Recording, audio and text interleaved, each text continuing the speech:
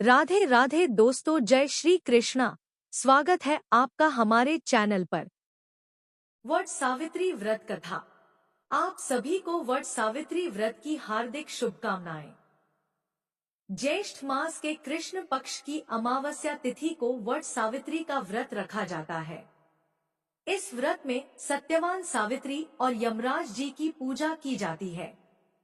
इस व्रत को रखने वाली सुहागन महिलाओं का सुहाग अटल होता है और पति पर आया हुआ संकट भी टल जाता है। ऐसी मान्यता है कि सती सावित्री ने इसी व्रत के प्रभाव से अपने मृत पति सत्यवान को धर्मराज जी से भी जीत लिया था, अर्थात उन्हें पुनर्जीवन दिलवाया था।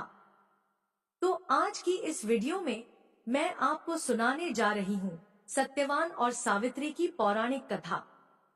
जो भी भक्त इस कथा को सच्चे मन से सुनता है, भगवान की कृपा से उनके पति की आयु लंबी हो जाती है और उनके पति पर आए हुए सभी संकट सदा के लिए दूर हो जाते हैं। पौराणिक कथा के अनुसार प्राचीन समय में मध्य देश में अश्वपति नाम के एक राजा हुआ करते थे। उनका कोई भी पुत्र नहीं था। तब ब्राह्मण के निर्देश पर वे पुत्र कामना से सभी कामनाओं को पूर्ण करने वाली सावित्री देवी अर्थात गायत्री देवी की आराधना करने लगे। कुछ समय के बाद उनकी आराधना से प्रसन्न होकर देवी सावित्री ने राजा को दर्शन दिए। देवी ने कहा, राजन, तुम मेरे नित्य भक्त हो, इसलिए मैं तुम्हें कन्या प्रदान करूंगी। मेरी कृपा से तुम्हें सर्वगुण संपन्न सुंदर कन्या की प्राप्ति होगी। ऐसा कहकर वह आकाश में बिजली की तरह अदृश्य हो गई। उस राजा की मालती नाम की पतिव्रता पत्नी थी। समय आने पर वह गर्भवती हुई और उसने सावित्री के समान रूप वाली एक कन्या को जन्म दिया। तब राजा ने ब्राह्मण से कहा कि तप के द्वारा आह्वान किए जाने पर माता सावित्री ने इसे मुझे दिया है और यह सावित्री जी के समान ही रूप वाली है, इसलिए इसका नाम भी सावित्री ही होगा। तब उन ब्राह्मण ने उस कन्या का नाम सावित्री रख दिया। धीरे धीरे समय बीतने लगा। समय बीतने पर जब सावित्री युवती हुई तब सावित्री को वर खोजने के लिए कहा गया। तब उसने द्युमत्सेन के पुत्र सत्यवान को पति रूप में वरण कर लिया। इधर जब यह बात देवर्षि नारद को पता चली तब वह राजा अश्वपति के पास आकर बोले कि हे राजन, आपकी कन्या ने तो वर खोजने में बड़ी भारी भूल कर दी है। सत्यवान गुणवान और धर्मात्मा अवश्य है, किंतु वह अल्पायु है और 1 वर्ष बाद ही उसकी मृत्यु हो जाएगी। देवर्षि नारद जी की यह बात सुनकर राजा उदास हो गए।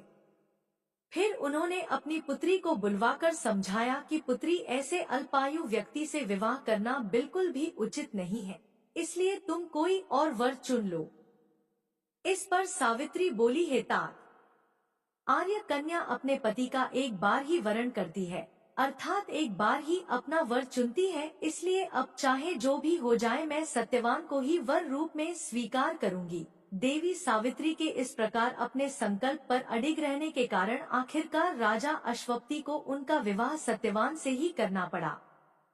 विवाह का सारा सामान और कन्या को लेकर राजा उस वन में गए जहां अपना राज्य और अपनी आंखों की रोशनी खो चुके राजा द्युमत्सेन अपनी रानी और राजकुमार सहित एक वृक्ष के नीचे कुटिया बनाकर रहा करते थे। इस वन में विधि विधान पूर्वक सावित्री और सत्यवान का विवाह कर दिया गया। वन में रहते हुए अत्यंत कष्ट पाकर भी सावित्री अपने नेत्रहीन सास ससुर और पति की सेवा में लगी रहती थी। नारद जी के कहे अनुसार जब पति के मरणकाल का समय पास आया तब पतिव्रता और धर्म परायणा सावित्री ने अपने ससुर से आज्ञा लेकर त्रिरात्रि व्रत का अनुष्ठान किया। चौथे दिन आने पर जब सत्यवान ने लकड़ी, फूल और फल लाने के लिए जंगल की ओर प्रस्थान किया तब सावित्री भी सासुर से आज्ञा लेकर दुखी मन से अपने पति के साथ उस भयंकर वन में चली गई। नारद जी के वचनों का ध्यान करके मन में अपार कष्ट रहने पर भी उसने अपने इस भय को पति के सामने उजागर नहीं होने दिया। पति का मन बदलने के लिए वह झूठ मूठ उनसे वन के वृक्षों और पशु पक्षियों के बारे में पूछताछ करती रहती। शूरवीर सत्यवान उस भयंकर वन में विशाल वृक्षों, पक्षियों और पशुओं के दल को दिखला दिखलाकर थकी हुई और कमल के समान नेत्रों वाली राजकुमारी सावित्री को आश्वासन देते रहे। इस प्रकार से कुछ समय बीतने पर सत्यवान ने कहा, सावित्री, मैं फलों को एकत्रित कर चुका और तुम फूलों को चुन चुकी हो, लेकिन अभी ईंधन के लिए लकड़ी का तो कोई प्रबंध ही नहीं हुआ। इसलिए तुम इस वट वृक्ष की छाया में बैठकर थोड़ी देर प्रतीक्षा करते हुए विश्राम कर लो। सावित्री बोली, स्वामी, जैसा आप कहेंगे मैं वैसा ही करूंगी, लेकिन आप मेरी आंखों के सामने से दूर मत जाइएगा, क्योंकि मैं इस घने जंगल में डर रही हूँ। सावित्री के ऐसा कहने पर सत्यवान उसके सामने ही कुछ दूरी पर लकड़ियां काटने लगा। लकड़ियां काटते हुए अचानक सत्यवान के सर में पीड़ा हुई। पीड़ा से व्याकुल होकर सत्यवान अपनी पत्नी के पास आकर वे बोले, सावित्री, इस परिश्रम से तो मेरे सर में बहुत अधिक पीड़ा हो रही है। ऐसा लग रहा है जैसे मैं अंधकार में जा रहा हूँ। इस समय मैं तुम्हारी गोद में सर रखकर सोना चाहता हूँ। सावित्री से ऐसा कहकर सत्यवान उसकी गोद में सर रखकर सो गए। जब सत्यवान सो गए तब राजपुत्री सावित्री ने उस स्थान पर स्वयं धर्मराज जी को आते हुए देखा, जो नील कमल के समान श्याम वर्ण से सुशोभित और पीतांबर धारण किए हुए थे। उनके पीछे मृत्यु सहित काल भी था। धर्मराज जी ने उस स्थान पर पहुंचकर सत्यवान के प्राण को पाश में बांधकर अपने अधीन कर लिया और उसे खींचकर बड़ी तेजी से दक्षिण दिशा की ओर प्रस्थान किया। पति को प्राण रहित देखकर सावित्री जाते हुए धर्मराज जी के पीछे पीछे चलने लगी और कांपते हुए हृदय से अपने दोनों हाथ जोड़कर बोली, माता की भक्ति से इस लोक, पिता की भक्ति से मध्यम लोक और गुरु की भक्ति से ब्रह्मलोक की प्राप्ति होती है। जो इन तीनों का आदर करता है उसने तो सभी धर्म का पालन कर लिया। जिसने इन तीनों का आदर नहीं किया उसके तो किए हुए समस्त पुण्य कार्य भी निष्फल हो जाते हैं। पुरुष के सारे कर्म माता, पिता और गुरु इन्हीं तीनों में समाप्त हो जाते हैं। तब यमराज जी ने कहा, सावित्री, तुम हमसे जिस कामना को पूर्ण कराने के लिए आ रही हो उस कामना को छोड़ दो और यहीं से वापस लौट जाओ। सचमुच संसार में माता पिता और गुरु की सेवा से बढ़कर कोई अन्य धर्म है ही नहीं। तुम्हारा पति गुरुजनों की पूजा में निष्ठा रखने वाला है, किंतु तुम्हारा इस प्रकार से मेरे पीछे पीछे आना मेरे काम में बाधा डाल रहा है, इसलिए तुम लौट जाओ।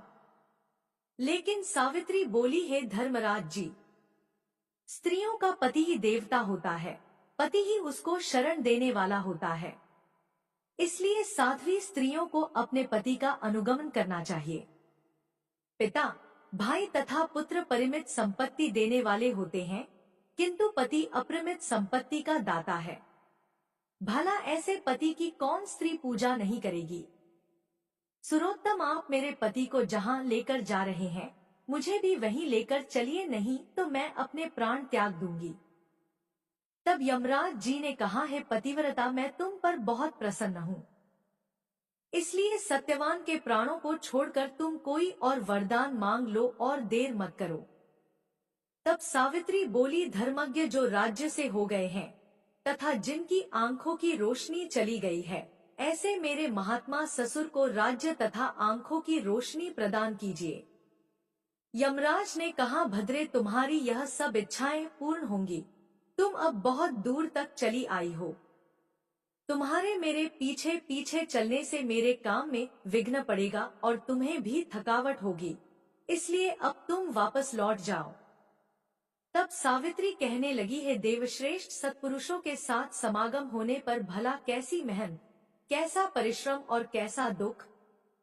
विष, अग्नि, सर्प तथा शस्त्र से लोगों को उतना भय नहीं होता जितना दुष्टों से हुआ करता है।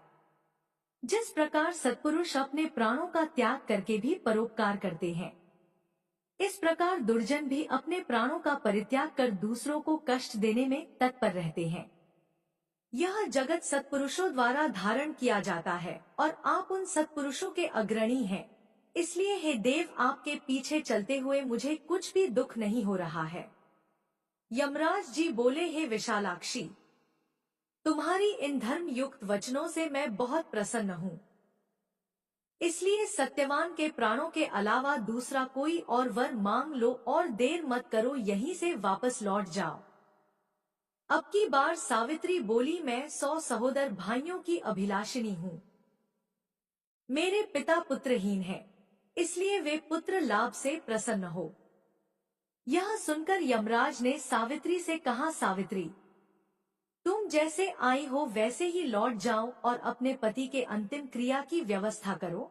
अब यह दूसरे लोक में चला गया है, इसलिए तुम इसके पीछे पीछे नहीं चल सकती हो।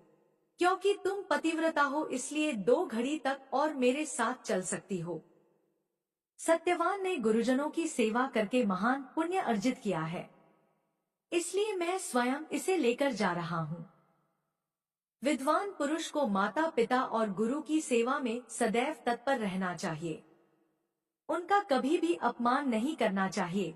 मनुष्य के जन्म के समय माता और पिता जो कष्ट सहन करते हैं, उसका ऋण सैकड़ों वर्षों में भी नहीं चुकाया जा सकता। इसलिए मनुष्य को माता पिता तथा गुरु की सर्वदा प्रिय कार्य करना चाहिए, क्योंकि इन तीनों के संतुष्ट होने पर सभी तपस्या संपन्न हो जाती है। भद्रे, तुम्हारी कही सभी बातें पूर्ण होंगी। तुम्हारा काम पूरा हो गया, अब तुम लौट जाओ। तुम्हारा इस प्रकार से मेरे पीछे आने कही सभी बातें पूर्ण होंगी। तुम्हारा काम पूरा हो गया, अब तुम लौट जाओ। तुम्हारा इस प्रकार से मेरे पीछे आने से मेरे कार्य में बाधा पड़ रही है और तुम्हें भी कष्ट हो रहा है। इसलिए मैं तुमसे बार बार ऐसा कह रहा हूँ कि वापस लौट जाओ। अब सावित्री कहने लगी, है देवश्रेष्ठ, धर्मोपार्जन के कार्य में कैसी ग्लानि और कैसा कष्ट। देव ज्ञानी व्यक्ति को सदैव धर्म उपार्जन करना चाहिए, क्योंकि उसका लाभ सभी लाभों से विशेष महत्वपूर्ण है। प्राणी को चाहिए कि कहीं भी जाए, पीछे अकेले धर्म ही जाता है, मित्र और भाई बंधु कोई साथ नहीं देता। इस संसार में और स्वर्ग में मनुष्य जितने भी प्रकार के उत्तम वस्तुओं और भोगों को प्राप्त करता है, वह उनके पुण्य कर्मों का ही फल होता है। इसकी प्राप्ति के उपाय हैं यज्ञ, तप, दान, इंद्रिय निग्रह, क्षमाशीलता, ब्रह्मचर्य, सत्य, तीर्थ की यात्रा, सत्संग, सेवा, गुरुजनों की सेवा तथा ब्राह्मणों की पूजा।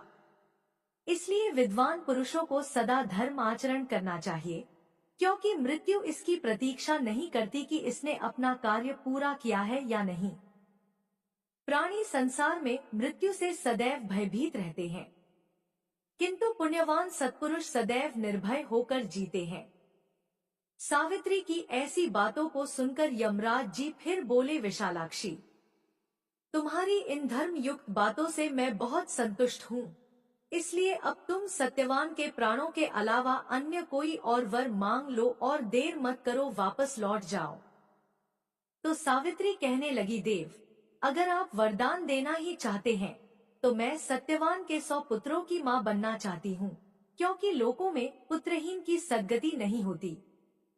क्योंकि यमराज जी ने देखा कि सावित्री लगातार उनके पीछे चली आ रही है, इसलिए उन्होंने एक क्षण की भी देरी किए बिना कहा कि सावित्री, अब तुम शेष कामनाओं को छोड़कर वापस लौट जाओ और मैं तुम्हारी यह इच्छा अवश्य पूर्ण करूंगा।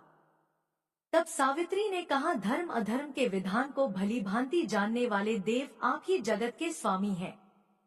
क्योंकि आप कर्मों के अनुरूप प्रजाओं का नियमन करते हैं, इसलिए यम नाम से पुकारे जाते हैं।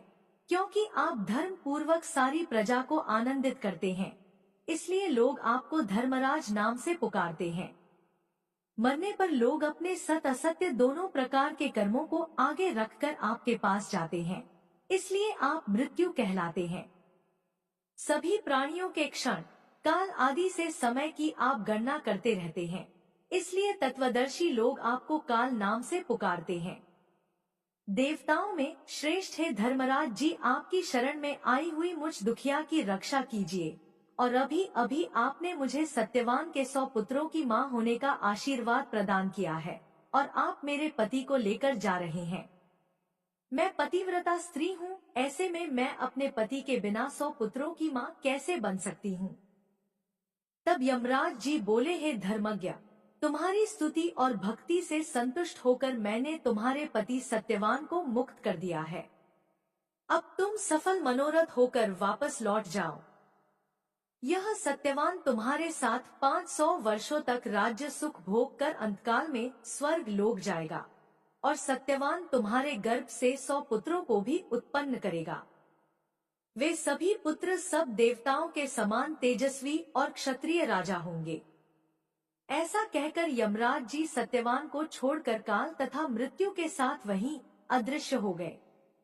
इसके बाद पतिव्रता सावित्री वहां से जिस मार्ग से गई थी उसी मार्ग से लौटकर उस स्थान पर आई जहां सत्यवान का मृत शरीर पड़ा हुआ था। तब सावित्री पति के नजदीक जाकर उनके सिर को अपनी गोद में रखकर पहले की तरह बैठ गई। उस समय सूर्यदेव अस्ताचल को जा रहे थे, अर्थात अस्त हो रहे थे। थोड़ी देर में सत्यवान ने अपनी आंखें खोली और उठकर बैठ गए। सत्यवान ने सावित्री से कहा, वह पुरुष कहाँ चला गया जो मुझे खींच कर लिए जा रहा था? यहाँ सोते सोते तो मेरा पूरा दिन बीत गया। तुमने भी पूरे दिन से कुछ खाया नहीं, और वहाँ आश्रम में मेरे माता पिता को भी मेरे कारण दुख भोगना पड़ा। सावित्री, मैं उन्हें देखना चाहता हूँ, चलो जल्दी चलो। तब सावित्री बोली, स्वामी सूर्य तो अस्त हो गए हैं, चलिए अब हम आश्रम को लौट चले। मैं वही सारी घटना विस्तार पूर्वक आपको बताऊंगी। ऐसा कहकर सावित्री अपने पति के साथ आश्रम में जा पहुंची। इसी समय पत्नी सहित द्युमत्सेन राजा को नेत्र ज्योति प्राप्त हो गई। वे दोनों अपने पुत्र और पुत्रवधू को वापस आया देखकर बहुत प्रसन्न हुए। सावित्री और सत्यवान ने सहपत्नी क्षत्रिय श्रेष्ठ राजा द्युमत्सेन को प्रणाम किया। पिता ने अपने पुत्र को गले लगा लिया। उसी समय आनंदित सावित्री ने जैसी घटना घटित हुई थी उसका वर्णन किया और इस रात को अपने व्रत को भी समाप्त किया। अगले दिन प्रातः काल राजा की सारी प्रजा सेना सहित ढोल नगाड़े बजाते हुए राजा को पुनः राज्य प्रदान करने के लिए निमंत्रण देने आई, और यह सूचना दी कि राजन नेत्रहीन होने के कारण जिस राजा ने आपके राज्य को छीन लिया था वो राजा मंत्रियों द्वारा मार डाला गया है, इसलिए अब आप ही राजा हैं। यह सुनकर राजा सेना के सहित वहां गए और धर्मराज की कृपा से पुनः अपने राज्य को प्राप्त कर लिया, और समय आने पर सावित्री 100 पुत्रों की मां भी बनी। इस प्रकार पतिव्रता सावित्री ने अपने पितृ पक्ष और पति पक्ष दोनों का उद्धार किया और मृत्यु के पास में बंधे हुए अपने पति को भी मुक्त कराया। इसलिए मनुष्यों को सदा साध्वी स्त्रियों की देवियों के समान पूजा करनी चाहिए, क्योंकि उनकी कृपा से ही यह तीनों लोक स्थित है। जो भी भक्त सत्यवान सावित्री की इस कथा को नित्य सुनता है वह सभी प्रयोजनों में सफलता प्राप्त करके सुख का अनुभव करता है, कभी भी दुख का भागी नहीं होता। और जो भी सुहागन महिला इस कथा को प्रेम पूर्वक सुनती है उसके पति पर आया हुआ संकट काल टल जाता है और उसके पति की दीर्घ आयु होती है। बोलो धर्मराज जी की जय।